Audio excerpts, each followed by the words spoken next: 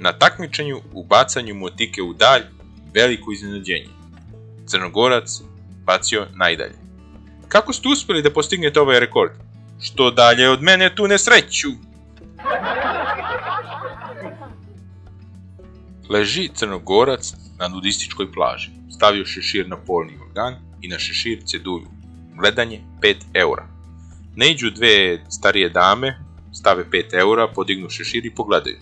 Onda jedna dama pita: a koliko košta da malo radi? Crnogorac odgovara: man se jadna, onda je mislio raditi, ne bi prosio. Kako se pozdravljaju vrabac i gušter u Crnoj Gori?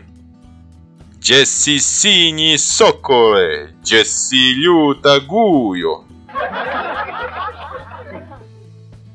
Ide Crnogorac ulicom i najednom se okrene, izvadi pištolj i ubije puža. Skupio se narod da vidi šta se zbiva, pa ga neko pita: pa što ubi puža? A Crnogorac će: ma on ti mene još od Cetinja prati. Došao Crnogorac u Beograd i pita nekog lika za pomoć: je li jado, gdje je ovdje pravni fakultet?